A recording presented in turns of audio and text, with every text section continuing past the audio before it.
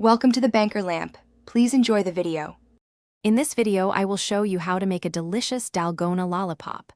First, gather your essential ingredients and tools. You will need 2 tablespoons of white sugar and a tiny pinch of baking soda. For equipment, prepare a non-stick pan, a wooden chopstick, and a metal spatula.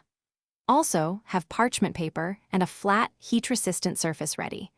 Don't forget a small cookie cutter for your desired shape. Next, let's melt the sugar perfectly. Place 2 tablespoons of sugar into your nonstick pan. Heat it over medium-low heat, stirring constantly with your wooden chopstick. This continuous stirring prevents burning and ensures even melting. Keep stirring until the sugar transforms into a clear, amber-colored liquid with no granules remaining. As soon as it's fully melted, remove the pan from the heat to avoid overcooking. Now for the magical transformation.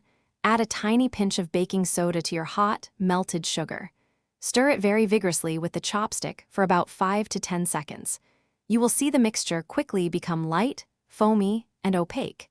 Immediately pour this airy mixture onto your prepared parchment paper. Quickly press it flat with a metal spatula, then firmly press your chosen cookie cutter into the warm Dalgona. Finally, it's time to cool and enjoy your creation. Let the Dalgona Lollipop cool completely on the parchment paper for at least 5 minutes.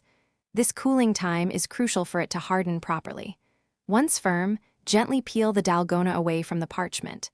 If it seems a bit sticky, use a thin spatula to carefully help it detach.